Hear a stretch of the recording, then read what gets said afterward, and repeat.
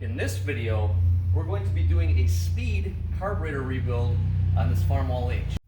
Actually, no we're not. As it turns out, I bought the wrong carburetor kit.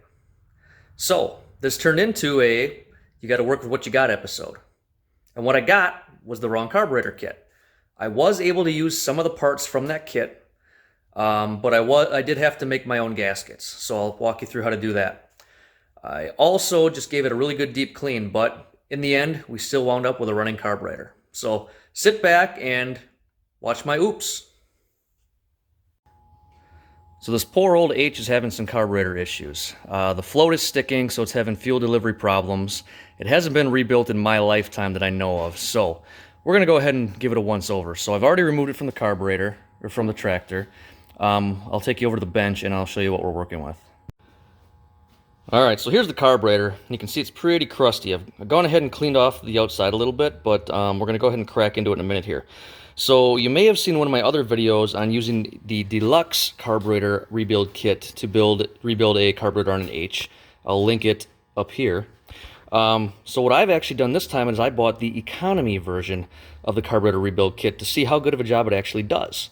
So we're going to go ahead and crack this thing open and throw in the economy parts. So you can see here's what it came with. You got our bowl gasket, we've got our needle and seat, you've got your needle there, the carbon bushing is in there, a couple seals, and your throttle shaft. So we're going to go ahead and throw all those in there. So we're going to try to see how fast we can do this. Okay, so it is currently 1:41 p.m.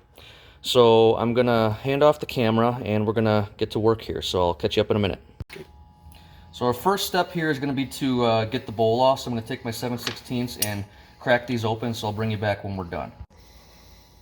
So the first thing I'm noticing here is this float appears to be damaged.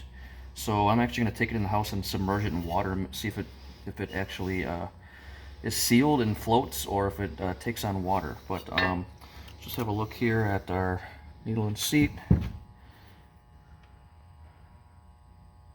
Yeah, there's a bit of a indentation around there, so that might be why our needle has been sticking. So we'll obviously go ahead and replace that, but we're going to take this in the house and see if we can diagnose if this thing's actually good or not, so stay tuned.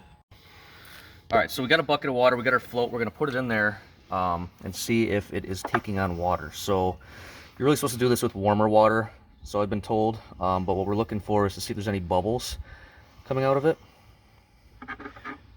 Give us any indication that it's filling up with water, but I'm not seeing any. And I mean, it does float, it does do what it's supposed to do. And when you pick it up and shake it, you don't hear that any water has gone in there. So I think it is still sealed, but it does need to be replaced. So I'm going to go ahead and try to run with it and use it as it is, but I will order a new one because it'll be pretty easy to replace that once I get one. So we're gonna go ahead and put that back in, even though I don't like the way that looks. So I'm guessing what probably happened was from condensation getting in the bowl, there's probably water in there, and it froze in the winter and dented this float, is I'm guessing what happened. You know, we're in Wisconsin, so we get a lot of condensation in the summertime. That tractor sits a lot, doesn't get run, so it probably had a buildup of water in there, and then in the winter it froze, and that's what dented this here. So I don't know, I haven't seen one quite that bad before, but yeah, it's quite interesting. All right, we'll take you back over to the bench. All right, what we're gonna go ahead and do now is remove everything that we can. So all of our jets and our seat and all that sort of thing, get those out, replace what we can with the new kit, and then we'll clean out all the other stuff that's here.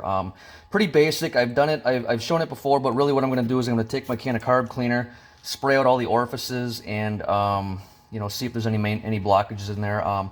Pretty basic. Again, it's in my other video. You can see more in depth on how that works, but I'm going to go ahead and just do all that off camera. If something interesting pops up, I will bring you back and show you, like if I find a big blockage or something like that, but otherwise I'll bring you back in a minute. Alright guys, this is actually going to turn into a fail video. So I was getting the carburetor put back together, and I was starting to put in some new pieces, and things weren't looking right, and then I took a look at my gasket, and I realized I have the wrong kit for the wrong Farmall H carburetor. So you can see here's what the one in the kit came with. Here's what the actual gasket looks like. So what I am going to do is actually cut out a new gasket, because I have some gasket material. So I'm going to set my old gasket on there, and I'm going to use a razor and I'm going to carve it out to get as best I can. And I also have a leather punch set to punch out the holes on there. So I'm going to go ahead and do that. Everything else is put back together. I was able to use the new needle and seat from the kit that came, and I will be able to use the intake gasket, but everything else is pretty much useless. So I'm going to go ahead and carve that out and show you the results, so stay tuned. All right, and there we have it. I was able to cut it out using basically just this X-Acto knife, and the old one is a pattern. I destroyed the old one in the process, but it actually turned out pretty good. Everything seems to line up as it should. So I'm going to go ahead and slap this baby back together and get it on the tractor, and we'll see if it fires up. So I will bring you back in a few minutes. All right, we've got our carburetor back installed there. So I'm going to hop up on the driver's station and give her a test fire. So just give me a moment. All right, ignition switch on, choke on. She's in neutral. Here we go. We got a pop.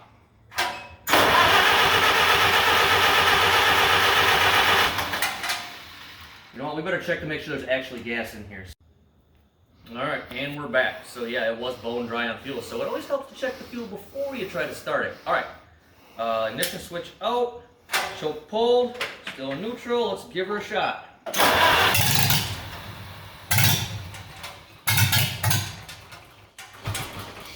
Alright, we're getting fuel.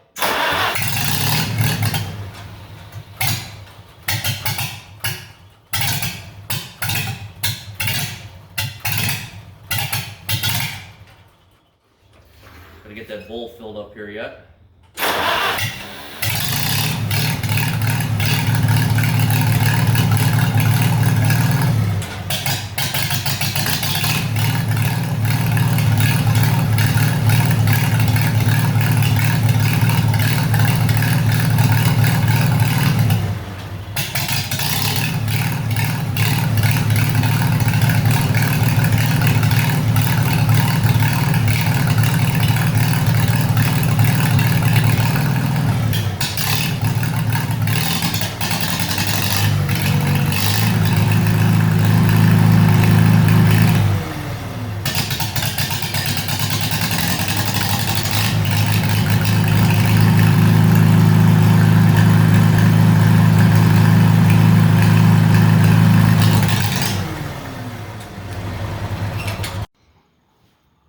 I'm going to go ahead and check to make sure that the float isn't sticking, so I'm going to go tap on the bowl here and I'll check back. Alright, we'll give her another try.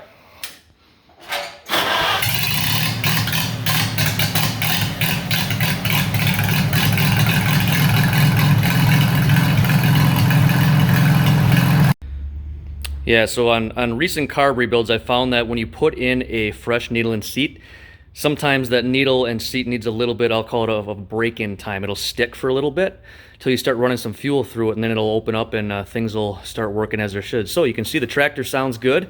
It wasn't doing that prior, so kind of did a hodgepodge carb rebuild here, but it worked out. So, I mean, you don't always have the right parts, you know, just like back in the day when they were farming, you had to work with what you got. So that's what I got. So there we go.